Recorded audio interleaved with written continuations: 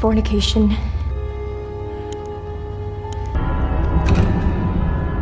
तो आज मैं आपके लिए द लास्ट थिंग मेरी सब मूवी के एक्सप्लेनेशन लेके आया हूँ, जो कि 2021 में रिलीज हुई थी और ये बहुत ही थ्रिलिंग और सस्पेंस वाली मूवी है। तो चलिए वीडियो को स्टार्ट करते हैं।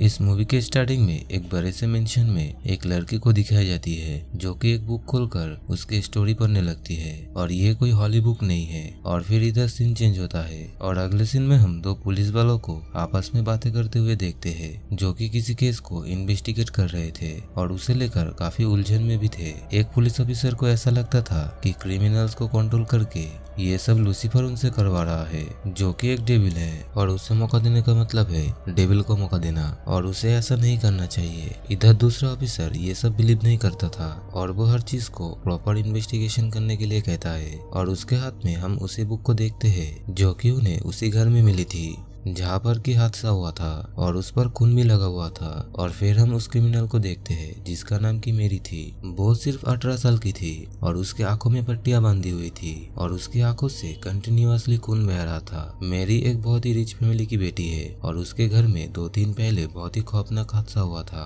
मेरी के ऊपर आरोप था कि इस हादसे के पीछे मेरी का ही हाथ है, लेकिन कोई भी नॉर्मल इंसान ऐसा नहीं कर सकता था और अगर ये मेरी ने किया है तो उसकी आंखों की हालत ऐसा कैसे हो सकता है। अब इसके बाद वहाँ के लोग उसे प्रे करने के लिए कहती है क्योंकि अगर वो पॉजिस्ट है तो ऐसा वो नहीं कर पाएगी। लेकिन मेरी बहुत आसानी से वो प्रेयर कर लेती है और अब उससे पूछताछ किया जाता है जिसमें मेरी खुद उन्हें बताती है कि 2 दिन पहले उनके घर में क्या हुआ था। मेरी बताती है कि वो एक लड़की से प्यार करती है जिसका नाम की एलेनोर था और वो उसी के घर में काम करने वाली एक मेड थी और उन दोनों के इस लेस्बियन रिलेशनशिप के बारे में उनके पेरेंट्स को पता चल गया था जिनका नाम रैंडोल्फ और एग्नेस था और वो दोनों इस बात से बहुत ही परेशान थे क्योंकि इस समय ऐसा करना एक पाप माना जाता था। उन्होंने कई बार मेरी को रोकने की कोशिश की लेकिन मेरी नहीं सुनती है। फिर इवेंचुअली वो लोग इस बारे में जानकर मेरी के ग्रैंडमा जो कि इस फैमिली का हेड था उनसे बात करती है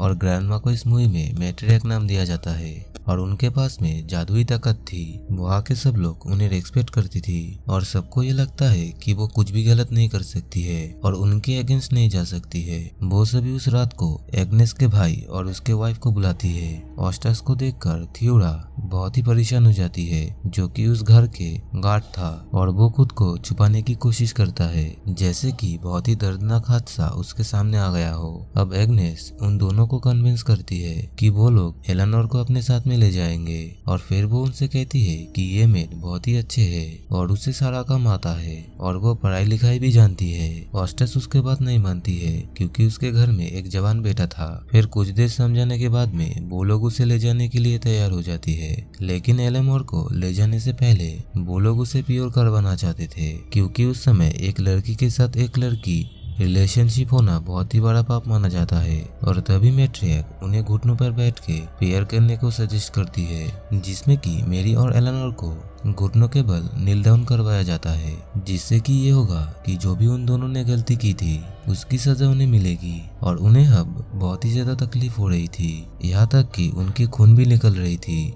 लेकिन मैट्रियार्क को उन पर बिल्कुल भी दया नहीं आता है और रात भर ऐसा ही चलता रहता है। मेरी का एक छोटा सा भाई भी था जिसका नाम मैथ्यू था और उसे इन सब चीजों से दूर रखा जाता था लेकिन वो दरवाजे के पीछे से छुप के सब कुछ देख लेता है और उसे कुछ भी समझ में नहीं आता है कि उसकी बहन के साथ ये सब क्या हो रहा है और उसने ऐसा क्या भी किया है। और फिर सीन कट होता है और अगले दिन में मैथ्यू अपने कजिन ऑस्टेस के बेटे से इन सभी चीजों के बारे में पूछता है लेकिन वो भी उसे क्लियर नहीं बताता है और सिर्फ यही कहता है कि उन दोनों ने बहुत ही बड़ा पाप किया है जिसकी सजा उन्हें दी गई है। फिर वो गार्ड जॉर्डर की तरफ इशारा करते हुए ये कहता है कि एक बार थियोडर ने इस घर से भागने की कोशिश की थी और ऑस्टस ने उसके पैर तोड़ दिया था और उसे कंटिन्यू 1 वीक तक नील डाउन करवाया गया था और इस वजह से थियोडर हैंडीकैप्ड हो गया। और वो अभी भी ऑस्टस से डरता है। थियोडर को उस फैमिली से कोई लगाव नहीं था, वो बस सिर्फ मजबूरी और डर के कारण वहाँ पर रह रहा था। और यहाँ पर फिर से मैथ्यू छुपकर एलेनोर और मैरी को देख लेता है और तभी एक लकड़ी का टुकड़ा उसके पैर में घुस जाता है, जिससे कि उसकी चीख निकल जाती है। लेकिन मैरी उसे देख नहीं पाती है। फिर एक दिन मैरी मैथ्यू के रूम में जाती है और वो उसके पैरों पर चोट के निशान देख लेती है और इससे उसे समझ में आती है कि बाकी मेंबर के भी साथ मैथ्यू भी उन पर नजर रखी हुई थी। और मैरी को एलेनोर से मिलने का मौका ही नहीं मिल रहा था, लेकिन वो जैसे तैसे मिल लेते हैं और अलग अलग प्लान बनाने लगते हैं जिससे कि वो दोनों आपस में मिल पाए और साथ में रह पाए। अब एक दिन हम एलेनोर को थियोडर से बातें करते हुए देखते हैं और इधर हमें पता चलता है कि यहाँ पर भी वो लोग उन्हें अच्छा खाने के लिए नहीं देता है, उसे सिर्फ खाने में डालिया दिया जाता था, उसे रोटी तक नहीं दी जाती थी क्योंकि उन्हें लगता था कि अगर वो उन्हें खाना देंगे तो वो आलसी हो जाएगा और वो ठीक से काम नहीं करेगा। एलेनोर उसे कभी कभी चुपके से उसे खाना दिया करती थी, लेकिन ये बात वो किसी को भी नहीं पता चलने देती है क्योंकि अगर किसी को पता चल जाए तो बेचारे को बहुत बुरी तरीके से मारा जाएगा। अब एलेनोर उससे एक डील करती है कि वो मैरी और एलेनोर को एक दूसरे को मिलने के लिए हेल्प करे क्योंकि दिन में तो उन दोनों का मिलना पॉसिबल नहीं है और रात के अंधेरे में वो दोनों शेड के अंदर जाके मिल सकते हैं और उस समय थियोडर उनकी रखवाली करे, जिसके बदले में एलेनोर उसे अच्छा खाना देगी। और ये खाने की बात सुनकर थियोडर बहुत ही खुश हो जाती है और वो उसे हाँ कर देता है। अब कुछ दिनों तक वो बिना प्रॉब्लम के ही मिल रहे थे, लेकिन एक दिन जब वो दोनों मिलते हैं तो हम बाहर से किसी को नजर रखते हुए देखते हैं जो कि जाकर मैट्रियक को सब कुछ बोल देता है और ये और कोई नहीं बल्कि ऑस्टेस था। अब अगले दिन उन्हें फिर से वही सजा दी जाती है, लेकिन उन्हें कोई फर्क नहीं पड़ता है और वो दोनों एक दूसरे के लिए और भी ज्यादा अट्रैक्टिव हो रहे थे। अब नेक्स्ट टाइम शेड में जाने के लिए एलेनोर गार्ड को और भी ज्यादा रोटियों की लालच देती है, लेकिन ये सब कब तक चलता रहेगा? कुछ रोटियों के बदले में वो कब तक खुद को रिस्क में डालता रहेगा? इसलिए उसे ऐसा करना होगा जैसे उनके काम हो जाए और किसी को कोई डाउट भी ना हो। और इसके बाद थियोडर एलेनोर को एक जहर की गोली देता है और ये जहर उन्हें पहले चिकन्स पर ट्राई करना होगा, फिर आगे का प्लान वो उसे बताएगा। मैरी एलेनोर से ये कहती है कि हमें ये सब करने की क्या जरूरत है, हम यहाँ से भाग भी तो सकते हैं। लेकिन एलेनोर अपनी जिंदगी छुपके नहीं जीना चाहती थी और अगर वो दोनों पकड़ा जाते हैं तो वो लोग उन्हें मार देंगे। और अब हम मैथ्यू के नींद खुलते हुए देखते हैं और एलेनोर मुर्गियों को वो जहर दे देता है और वहीं पर रुककर एलेनोर एक बुक को खोलकर उसे पढ़ने लगती है जो कि मैरी ने उसे गिफ्ट में दी थी, जबकि थियोडर उसे वहाँ पर रुकने के लिए साफ साफ मना किया था। तभी मैरी की नजर बाहर जाती है और वो देखती है कि मैथ्यू वहाँ पर खड़ा है और वो उससे रिक्वेस्ट करने लगती है कि वो इस बारे में किसी को भी ना बताए, लेकिन उसे ये पता नहीं होता है कि वहाँ पर मैथ्यू के साथ मैट्रिक भी आई हुई थी।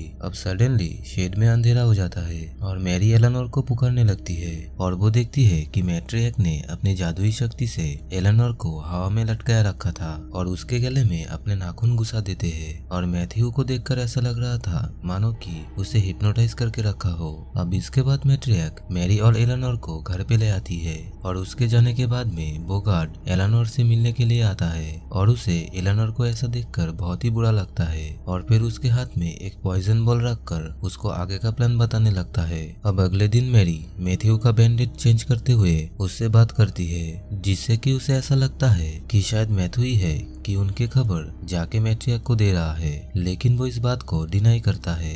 अब हम रैंडॉल्फ को मैट्रियक से बात करते हुए देखते हैं, जिसमें वो कहता है कि उसके पास में एक पुरानी किताब थी जो कि गलत हाथों में पढ़ने से किसी का खून भी कर सकता है, लेकिन अब वो किताब उसे मिल नहीं रही है और उसे ये भी लग रहा है कि उस बुक की असर मैरी और एलेनोर के ऊपर पड़ रहा है। वो मैट्रियक से एलेनोर को जल्दी से जल्दी इस घर से भेजने के लिए कहता है और वहाँ से चला जाता है। फिर अब मैट्रियक चाय पीने लगती है जिसमें कि एलेनोर ने जहर मिलाई थी और उसके पीने के बाद में मैट्रियक की मौत हो जाती है और मैरी वहाँ पर जाके उस कप को उठा लेती है और उसके मुंह से खून को भी वो साफ कर देती है। फिर वो जाके घर के लोगों को इन्फॉर्म कर देती है और वो लोग सब इसे एक नेचुरल डेथ समझते हैं। फिर वो लोग देखते हैं कि मैट्रियक के एक फिंगर पे मूवमेंट हो रही थी तो रैंडॉल्फ उस फिंगर को तोड़ देता है। अब इसके थोड़ी देर बाद वो फिंगर काली पड़ जाती है। फिर कुछ ही देर बाद घर के बाहर एक लड़का आता है जो कि अपना फेस कवर करके रखा था और वो वहाँ पर चिकन बेचने के लिए आया था। तो थियोडर उसे घर के पीछे बनी हुई रसोई में जाने के लिए कहकर उसे पॉइजन का बॉल देकर उसे एलेनोर को देने के लिए कहता है और ये भी कहता है कि बदले में एलेनोर उसे इसकी कीमत दे देगी। फिर वो एलेनोर के पास जाके उसे अपना फेस दिखाता है और उसका फेस आधा जला हुआ था, लेकिन असलियत में ये दाग उसका जन्म से ही था। और वो बताता है कि उसकी माँ ने उसके 3 साल की उम्र में ही उसको मारने की कोशिश की थी, क्योंकि उसके माँ को लगता था कि ये शायद डेविल का एक रूप है। और उसी दिन वो अपनी माँ को मार के अपनी जान बचाई थी। अब वो एलेनोर को उसका बॉल्स दे देता है, लेकिन बदले में वो एलेनोर का रेप करता है। अब उसे रेप करने के बाद वो उससे एक रोटी मांगता है, लेकिन गुस्से में एलेनोर उसकी एक उंगली काट देती है, जिसकी आवाज सुन के मेरी वहाँ पर आ जाती है और वो लड़का रोटी उठाकर वहाँ से भाग जाता है। फिर वो दोनों एक दूसरे को हक करता है और तभी उनके घर वाले वहाँ पर आ जाते हैं और डिनर के टाइम फिर से उन्हें सजा दी जाती है, जिसमें एलेनोर को चावल के ऊपर नील डाउन होने के लिए कहता है और मैरी को मेड बनाया जाता है। फिर वो सभी के लिए खाना बनाती है और वो सभी के चाय की कप में जहर की बॉल्स डालती है और बस एक कप को छोड़ के, जो कि मैथ्यू का कप था। अब मैरी सभी को चाय सर्व करती है, लेकिन मैथ्यू कप में बहुत ही ज्यादा शक्कर डाल रहा था, जिस वजह से रैंडोल्फ अपने कप उससे चेंज कर लेता है और मैरी के ना चाहते हुए भी मैरी उस चाय को पी लेता है और मैरी उसे रोक तक नहीं पाती है। अब इसके बाद एक एक करके सभी लोग मरने लगता है और रैंडोल्फ कुछ समझ पाता उससे पहले ही वहाँ पर वो चिकन बेचने वाला लड़का आ जाता है और वो रैंडोल्फ को शूट कर देता है। और हम देखते हैं कि वहाँ से वो लड़का जाते वक्त थियोडर से रोटी के बदले उसके गन ले लेता है और थियोडर को ही शूट कर देता है और वो गन लेकर अंदर घुस जाता है, क्योंकि वो लड़का एलेनोर से बदला लेना चाहता था। और तभी मेरी एलेनोर को बचाने के लिए उसके सामने आ जाती है। वो उस लड़के को बहुत ही समझाने की कोशिश करती है और उसे कहती है कि वो और एलेनोर यहाँ से दूर चले जाएंगे और फिर वो अकेला यहाँ पर रह सकता है। लेकिन इसके बाद भी जब वो लड़का नहीं मानता है, तब एलेनोर मेरी को हटा के सामने आ जाता है और वो लड़का गन से एलेनोर को शूट कर देता है, जिससे कि उसकी मौत वहीं पर ही हो जाती है और मेरी जोर जोर से रोने लगती है। तभी उसे याद आता है कि आज के घर के सभी लोग तो चिकन नहीं खाएंगे, तो फिर चिकन लाने के लिए किसने कहा था। लेकिन वो कुछ नहीं कहता है और वहाँ से चला जाता है। अब सडनली कोई पीछे से आकर मेरी के शोल्डर पर हाथ रखता है और पीछे उसकी ग्रैंडमा थी, जिसे देखकर मेरी शॉक्ड हो जाती है। फिर मैट्रिया कहती है कि सभी को अपने किए की सजा मिल चुकी है और अब बस तुम ही बचे हो। और ये कहने के बाद मैट्रिया उसकी आंखों पर अपनी उंगलियां घुसा के उसकी आंखों को फोड़ देता है और वहाँ से गायब हो जाता है। अब वहाँ पर जब पुलिस पहुँचती है तो मेरी वहाँ पर वही गाना गा रही थी जो कि उसके ग्रैंडमा अक्सर गुनगुनाया करती थी। अब सब कुछ जानने के बाद में मेरी को फांसी की सजा दी जाती है और उसकी मरने के बाद उसकी भी उंगलियां हिलती हुई दिखाई देती है, जिसके बाद में ये मूवी यहीं पर ही एंड हो जाती है।